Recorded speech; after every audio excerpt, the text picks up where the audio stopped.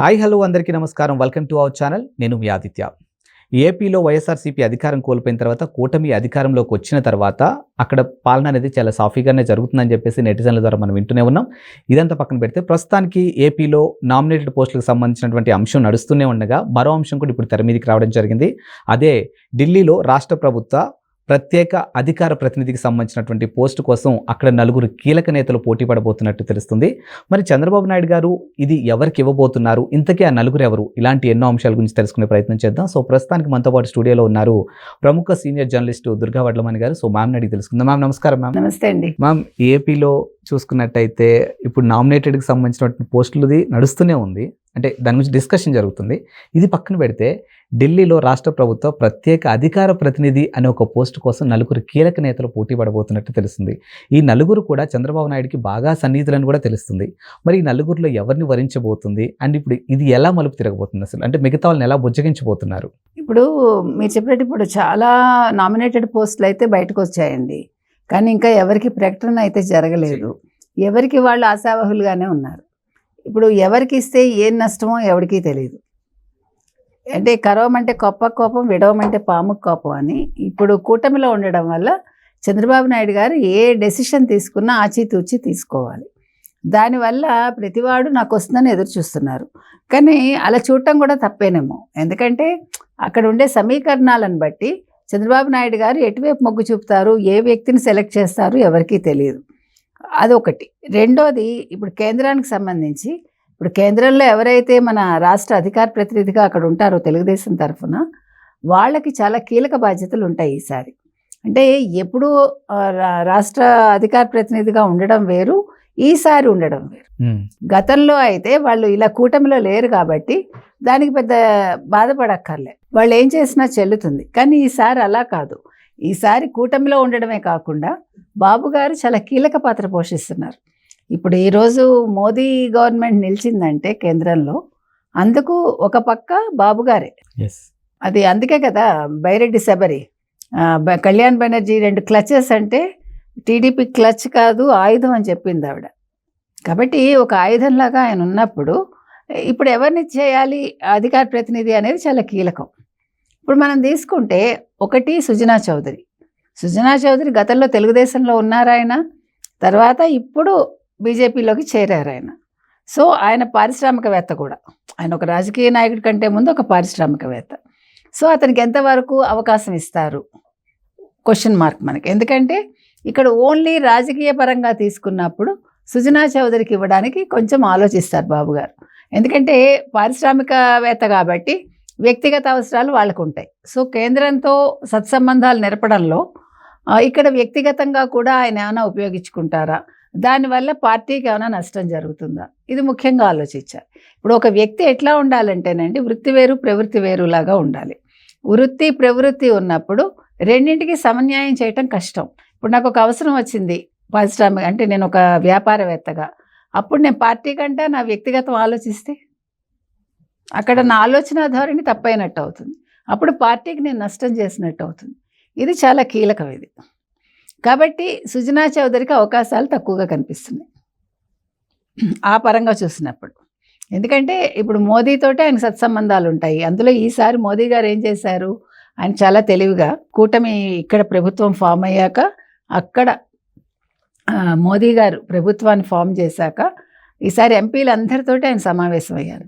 కూటమి ఎంపీలు ఎవరైతే ఉన్నారో, కూటమికి సంబంధించి తెలుగుదేశం నుంచి 16, జనసేన నుంచి 2, 18 మందితోటి ఆయన సమావేశం అయ్యి వ్యక్తిగతంగా అందరికీ తన నెంబర్ ఇచ్చి, మీరు any time you can contact me అని చెప్పారు.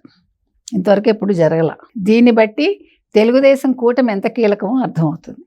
కాబట్టి అటువంటి అప్పుడు సుజనా చౌదరి లాంటి వాళ్ళకి ఇస్తే ఎంతవరకు న్యాయం చేస్తారు? ఇప్పుడు సత్సంబంధాలు నెరిపినప్పుడు వ్యక్తిగతంగా వాడుకుంటే అది ఎప్పుడు చేయకూడదు, ఎవరు చేయకూడదు. రాజకీయంగా మనం చేసేటప్పుడు అందులో ఈసారి బాబు గారు చాలా ఖచ్చితంగా ఉన్నారు. ఇప్పుడు సంపాదన ఎవరికీ అవసరంలా, ఇప్పుడు ఓన్లీ సత్సంబంధాలు నెరపడం ఒకటే కాకుండా రాష్ట్ర ప్రయోజనాలు అత్యంత కీలకం. మనకి చాలా సవాళ్ళు ఉన్నాయి మన ముందు, వీళ్ళందరి ముందు. రాష్ట్రాన్ని ఎలా అభివృద్ధి చేయాలి, కేంద్రం ఏ రకంగా సహాయం చేస్తుంది, కేంద్రం నుంచి నిధులు ఎలా వస్తాయి మనకి, ఇట్లా ప్రతి అంశంలోనూ ఈ రాష్ట్ర అధికార ప్రతినిధి కూడా ఆచితూచి వ్యవహరించాలి. కాబట్టి సుజనా చౌదరికి అవకాశం తక్కువ. ఇకపోతే గల్లా జయదేవ్. గల్లా జయదేవ్ గుంటూరు నుంచి 2 సార్లు ఎంపీగా పోటీ చేశారు. చాలా మంచి పేరుంది. ఆయన కూడా వ్యాపారవేత్తే కానీ చాలా మంచి వ్యాపారవేత్త. అంటే డిఫరెన్స్ వీఆర్ టాకింగ్. ఎస్. డెఫినెట్గా గల్లా జయదేవ్కి చాలా మంచి పేరుంది. వైసీపీ ప్రభుత్వం ఆయన హెరాస్ చేసి రాష్ట్రం వదిలి వాళ్ళు ఆ బ్యాటరీస్ ఏదైతే ఉందో అదేంటి అమర్ రాజా బ్యాటరీస్ కంపెనీని 20,000 మంది ఉద్యోగుల్ని బయటికి పంపించిందంటే ఇంక ఈయన తట్టుకోలేక నాకు అవసరమా ఇవని బయటకు వచ్చేసి నేను రాజకీయాల్లో ఉండనన్నారు ఆయన. కాబట్టి ఒక రకంగా గల్లా జయదేవ్కి ఇవ్వడం న్యాయం. ఎందుకంటే అతను వ్యాపారపరంగా వాడుకోడు అని మనం ఖచ్చితంగా చెప్పచ్చు. ఎందుకంటే ఆయన రాజకీయాలు చేశాడు, కానీ ఖచ్చితమైన రాజకీయాలు చేశాడు, వ్యాపారము చేశాడు, నిజాయితీ గల వ్యాపారం చేశాడు. అంటే వ్యక్తుల మధ్య మనం ఎట్లా డిఫరెన్స్ ఉంటుందనేది చూస్తున్నాం, మనం చెప్తున్నాం. అంటే ఒక వ్యక్తిని చూస్తే మీరు ఒక అసెస్మెంట్కి రావాలి. అటువంటి అసెస్మెంటు మీరు గల్లా జయదేవ్ గారి విషయంలో రావచ్చు. కాబట్టి ఇప్పుడు వరకు చూసుకుంటే డెఫినెట్గా గల్లా జయదేవ్కి ఎక్కువ మార్కులు పడతాయి. ఇకపోతే ఆర్ఆర్ఆర్కి ఇవ్వడం తప్పులేదు, కానీ ఆయనకి అవసరం లేదు అక్కడ. ఇప్పుడు రఘురామకృష్ణరాజు లాంటి వాళ్ళు రాష్ట్రంలోనే ఉండాలి. ఎందుకంటే ఆయన ఒక అగ్రెసివ్ పొలిటీషియన్. ఆయన ఒక నిజాయితీ పరుడు. ఆయనకి డబ్బులు అక్కర్లా. ఆయనకి పదవి కూడా ఒక ఏమనాలి, ఒక అలంకారమే ఆయనకి.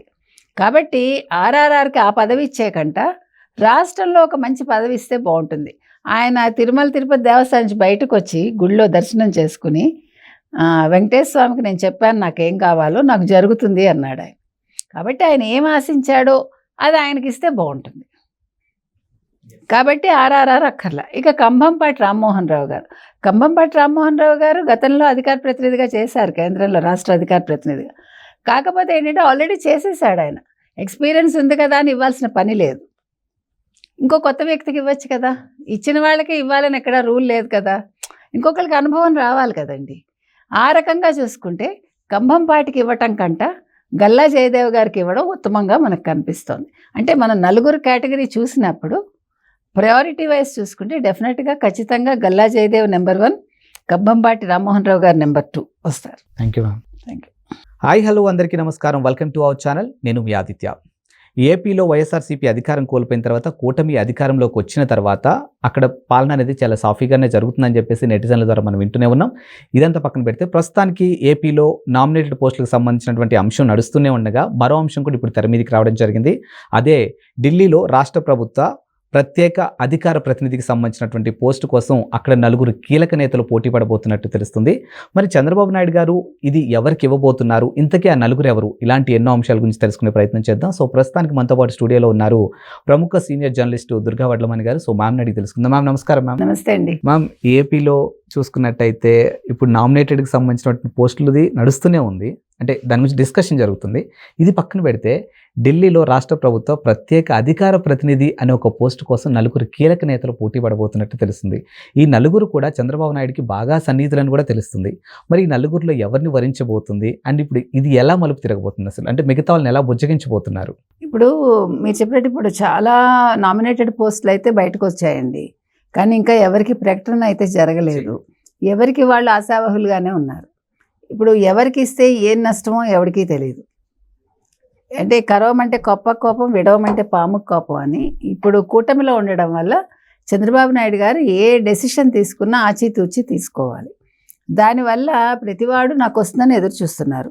కానీ అలా చూడటం కూడా తప్పేనేమో, ఎందుకంటే అక్కడ ఉండే సమీకరణాలను బట్టి చంద్రబాబు నాయుడు గారు ఎటువైపు మొగ్గు చూపుతారు, ఏ వ్యక్తిని సెలెక్ట్ చేస్తారు ఎవరికీ తెలియదు.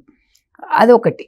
రెండోది, ఇప్పుడు కేంద్రానికి సంబంధించి ఇప్పుడు కేంద్రంలో ఎవరైతే మన రాష్ట్ర అధికార ప్రతినిధిగా అక్కడ ఉంటారో తెలుగుదేశం తరఫున వాళ్ళకి చాలా కీలక బాధ్యతలు ఉంటాయి ఈసారి. అంటే ఎప్పుడూ రాష్ట్ర అధికార ప్రతినిధిగా ఉండడం వేరు,